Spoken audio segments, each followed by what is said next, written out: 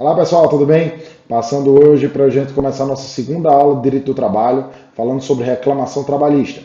Na primeira aula nós discutimos os fatos iniciais, os fundamentos iniciais, a natureza jurídica da reclamação trabalhista e a forma da reclamação trabalhista está lá no artigo 319 do CPC.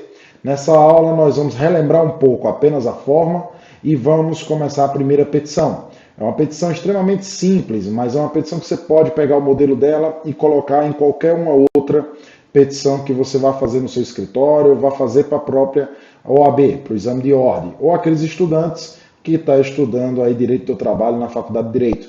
Tá bom? Vamos começar. Então, apenas para relembrar, qual é a forma da reclamação trabalhista? Então, ela está lá no artigo 319 do CPC, né, de petições iniciais. Então vamos ter o endereçamento, as qualificações das partes com todos aqueles itens que eu falei na primeira aula, os fatos e fundamentos jurídicos, que são as causas de pedir, o pedido, as provas, a citação e o valor da causa. É importante observar todos esses itens, porque a falta de um deles pode causar inépcia da tua petição inicial e ela ser indeferida. A falta de algum pedido pode causar inépcia do pedido e aquele pedido ser retirado da tua petição inicial. Então vamos lá, vamos começar a petição inicial agora. Então eu peguei um fato aqui, um caso não é real, né? Em real, contudo, algo bem simples para a gente começar a entender um pouco mais de reclamação trabalhista na prática. Então, como começa? Começa com o endereçamento. Então, excelentíssimo senhor doutor juiz da vara da Pontinhos, vara do trabalho da comarca.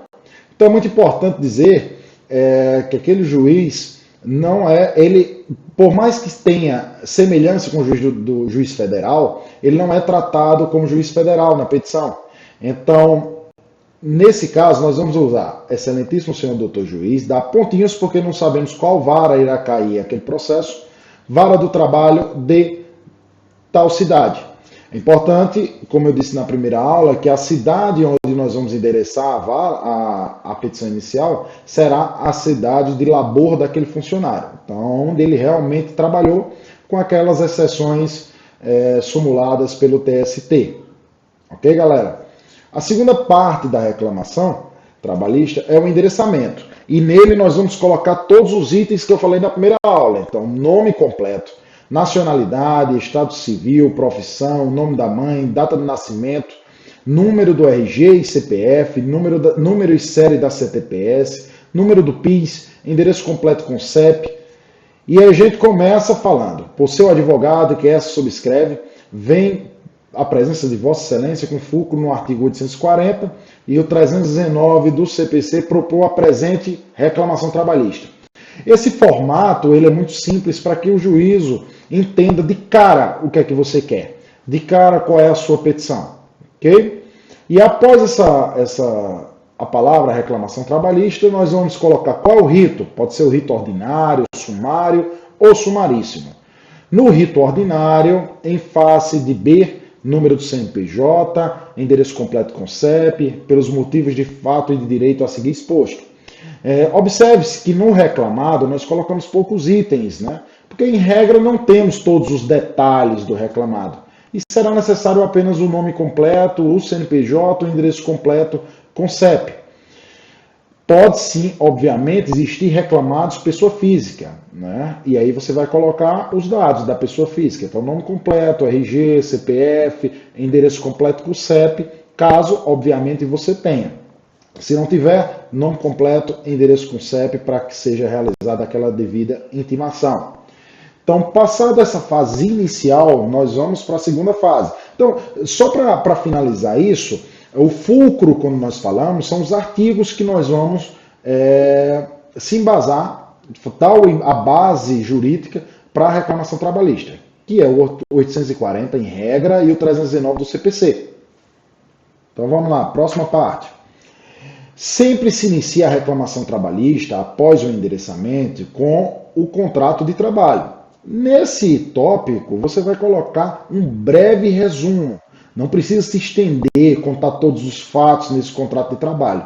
Aqui nesse tópico será um breve resumo. Então, você vai colocar que o reclamante iniciou suas atividades laborativas na reclamada em tal dia, exercendo as funções tal, trabalhando sempre no horário, né, que aquele reclamante trabalha, né, de tal hora a tal hora, e se ele foi demitido por justa causa ou sem justa causa. No nosso exemplo aqui é sem justa causa, em tal dia. Você coloca o dia que ele foi demitido.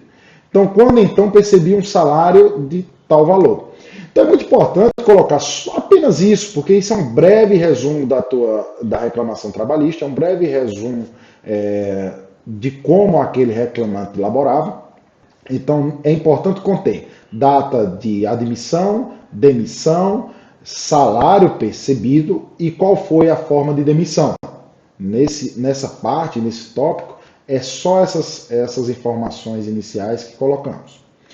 No exemplo que nós estamos colocando aqui para vocês, nós colocamos um tópicozinho aqui de hora extra. Então, para explicar muito mais como é o que nós acreditamos que é a melhor forma de se fazer uma petição, uma reclamação trabalhista.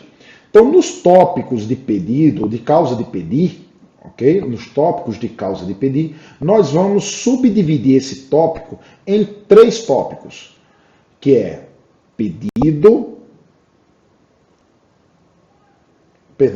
nós vamos subdividir em 3 tópicos, que é mini fato, mini direito e o mini pedido.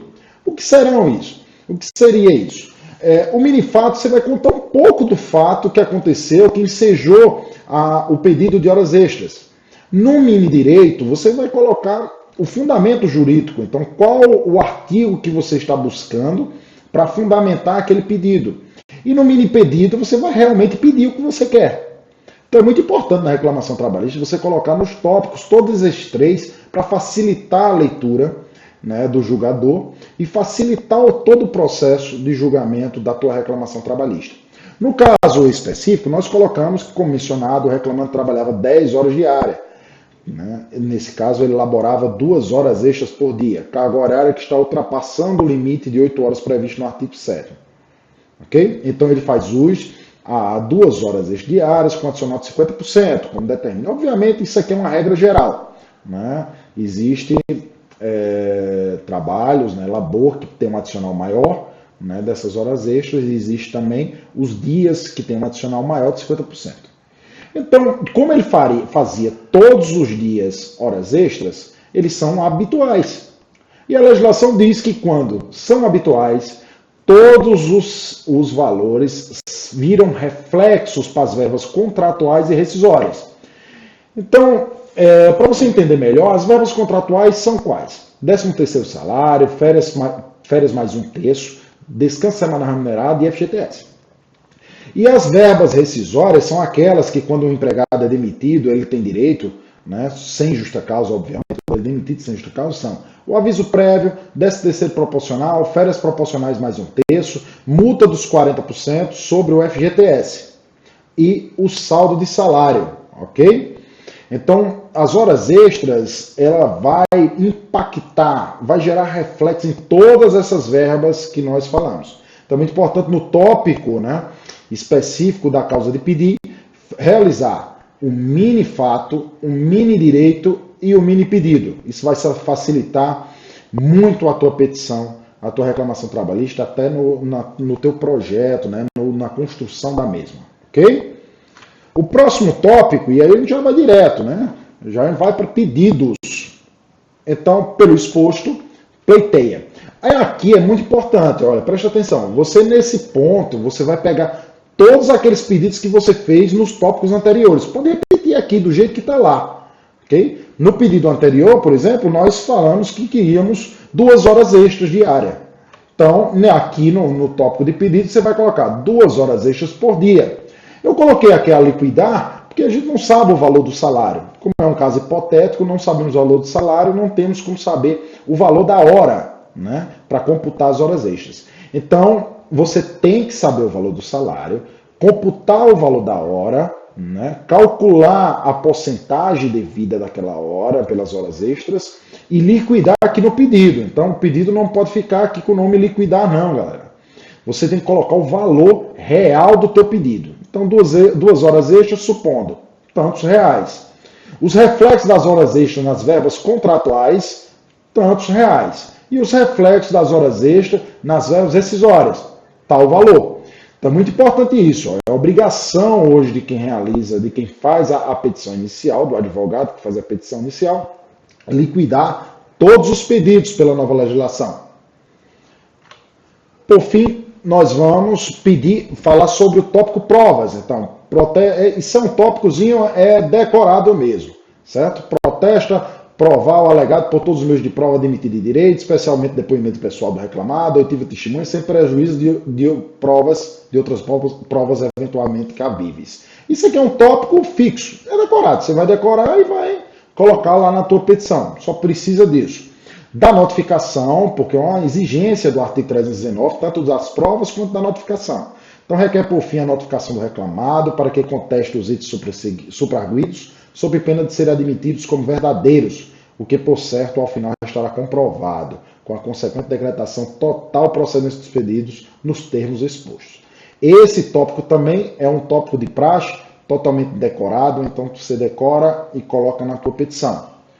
Por fim, dá-se o valor da causa, né? Que o valor da causa será o somatório de todos os teus pedidos liquidados, ok? Então, nessa causa aqui, você vai colocar o somatório de todos os pedidos que foram liquidados no tópico de pedidos. E, por fim, nesses termos, pede deferimento, o local e data, nome e assinatura do advogado e número do AB. Então, galera, a reclamação trabalhista é extremamente simples, contudo, ela tem suas nuances, diferentemente das ações cíveis, né, que são corriqueiramente realizadas. Então, preste atenção nesse exemplo, é um exemplo prático, rápido, pequeno, né, mas que você vai aprender muito com ele. Tá bom, galera? Muito obrigado e até a próxima aula, onde nós vamos falar ainda sobre reclamação trabalhista, só que agora de maneira mais concisa, de maneira mais aprofundada. Eu te espero na próxima aula.